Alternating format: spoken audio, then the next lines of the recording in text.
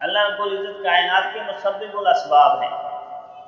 اسباب کے بعد نتائج ظاہر ہوتے ہیں۔ اب ایک انسان نے ذریعہ ایک چیز اپنایا ہے تو اس کا نتیجہ تو اللہ رب العزت نہیں دینا ہے۔ آپ نے کھیت میں دانہ ڈالا ہے تو اس کو پھل یا اللہ رب العزت لگا دیں گے یا اس کو جلا دیں گے، اور جو دانہ ڈالا ہے اسی کی مناسبت سے اس کا نتیجہ ثمرہ ملے گا۔ آم کا لگایا ہے تو آم کا ثمرہ حاصل ہوگا، اگر کیکر بویا ہے تو اس کا ثمرہ حاصل ہوگا۔ انسان کتنی محنت کر لے، جب جو رستہ اپنا لیتا ہے اس کا نتیجہ پھر اس کو بھگتنا ہوتا ہے۔ تو اسی وجہ سے فرمایا جا رہا ہے کہ یضل بہ کثیرا، اس کے ذریعے اللہ بہتوں کو گمراہ کرتے ہیں، کیونکہ وہ گمراہی کے راستے پر چل رہا ہے، اس کا نتیجہ اس کو گمراہی کی شکل میں ملے گا۔ ویہدی بہ کثیرا، اور بہت ساروں کو اللہ اس کے ذریعے رشد و ہدایت بھی دے دے۔ بات تو ایک ہی، اب جو وہ ہدایت کے راستے پر چلا ہے اور اس نے اس کے اچھے پہلو دیکھے ہیں، مثبت سوچ رکھی ہے، تو اللہ رب العزت نے اس کے لیے وہ رستے جو ہے نا وہ واقع کر دیے۔ اسی وجہ سے آگے فرمایا جا رہا ہے وما یضل بہ الا الفاسقین، کہ گمراہ نہیں ہوتے مگر فاسق لوگ بھی، یعنی حدود سے تجاوز کرنے والے، بار بار حدود الہی کو توڑتے ہیں، بار بار نافرمانیاں کرتے ہیں اور حکم عدولیاں کرتے ہیں، تو پھر اندر کا نور تو بجھ نہیں ہے۔ اب اندر کا نور تو اطاعت اور فرما برداری سے ہی اس کو جلا بخشی جائے گی، اس کو ضیاء ملے گی، اور اب وہ بار بار حکم عدولی کرے، نافرمانیاں کرے اور ضد کرے، اناد کرے، مذاق اڑائے، طنز کرے، تو پھر اندر کی صلاحیتیں بجھ جائیں گی۔ اسی کو گمراہی سے تعبیر کر دیا گیا ہے کہ وہ گمراہ ہو گیا،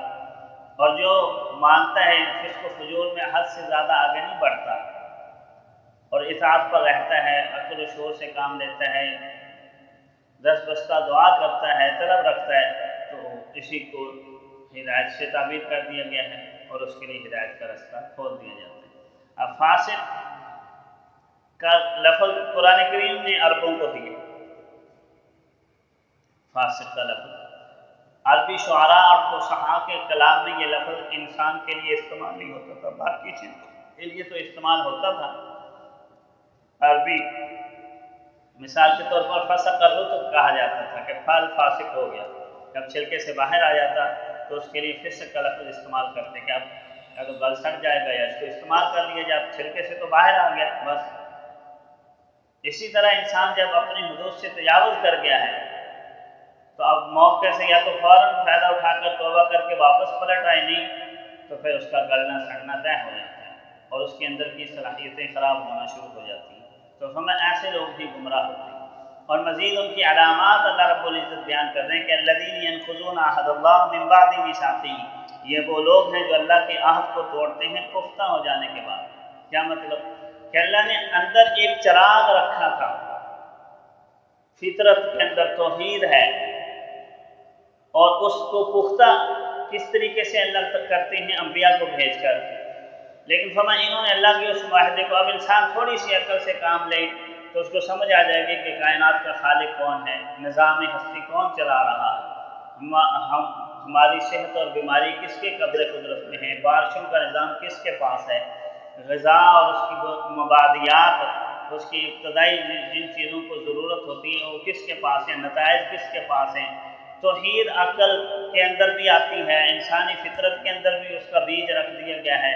خاص حواس اور مشاہدات سے بھی وہ چیز سمجھائی جاتی ہے، یعنی پختہ کر دی گئی۔ بعد میثاقہ کا مطلب یہ کہ ہر لحاظ سے عقل و شعور اور انبیاء اور وعظ و نصیحت اور عقل مندوں اور دانا لوگوں کی صحبت میں بیٹھے تو وہ بھی ایک ہی خدا کا تذکرہ کریں گے۔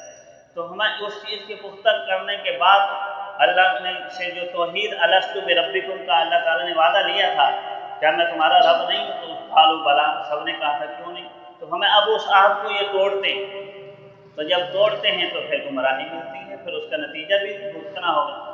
تو میں یہ فاسق وہ لوگ ہیں الذین ینقضون عہد اللہ من بعد میثاقہ، جو اللہ کے وعدوں کو توڑ دیتے ہیں پختہ ہو جانے کے بعد، وَيَقْطَعُونَ مَا أَمَرَ اللَّهُ بِهِ أَن يُوصَلَ، اور اس چیز کو کاٹ ڈالتے ہیں جس کے ملانے کا اللہ نے حکم دیا، یعنی سارے حقوق اللہ اس کے اندر آ جائیں گے اور حقوق العباد بھی اس کے اندر آ جائیں گے، کہ جہاں جہاں اللہ نے کہا ہے کہ ان سے رشتہ جوڑو اس کو نہیں جوڑتے، جہاں کہا انبیاء کی تعلیمات کو اپناؤ، سر تسلیم خم کرو، وہاں نہیں جھکتے۔ وَيُفْسِدُونَ فِي الْأَرْضِ، اور زمین میں فساد برپا کرتے ہیں۔ دیکھیں ایک بات سمجھیں، اسلام ایک مکمل نظام حیات ہے، تمام شعبہ زندگی میں ہماری رہنمائی کرتا ہے۔ اب جب وہ مکمل نظام حیات نہیں دیتے، اپنا ایک بیچ میں چھوٹا نظام جاری کرنے کی کوشش کرتے ہیں، تو فساد تو ہوگا، کیونکہ اس نے پورے ثمرات نہیں اس کے حاصل ہوتے۔ جب مکمل نظام لیا جائے گا تو اس کے پورے ثمرات حاصل ہوں گے۔ اب ہمیں یہ بیچ میں توحید کو شرک کے ساتھ آمیزش کرتے ہیں، گناہ کو برائی کے ساتھ بھی لطمت کرنا چاہتے ہیں، اپنی آزادگی رکھنا چاہتے ہیں، اور تو ہمیں یہ فساد فی الارض کرتے ہیں جو اللہ کے کیے ہوئے وعدوں کو توڑتے ہیں، اور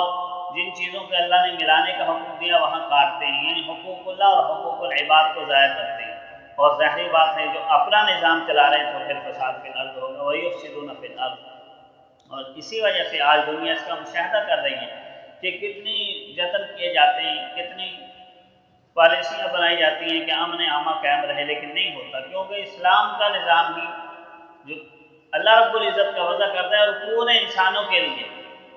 اس کے برخلاف جو نظام وضع کرتا ہے یا جو سوچی جاتی ہے وہ کسی خاص خطے کے لیے ہے، یا خاص قوموں کے لیے ہے، یا خاص قبائل کے لیے ہے، یا خاص ملکوں کے لیے، اس میں عالمی سطح کی وسعت نہیں، تو جس کی وجہ سے فساد فی الارض ہوتا ہے۔ تو اسلام ایک ہمہ گیر نظام ہے اور تمام شعبہ زندگی کی مکمل نظام حیات ہے، ایک حیات نامہ ہے، تو جب اس کو چھوڑا جائے گا تو فساد ہوگا۔ اسی وجہ سے کہا جا رہا ہے اولئک هم الخاسرون، کہ یہی لوگ خسارے والے ہیں۔ خسارے کے اعتبار سے دنیا میں بھی خسارہ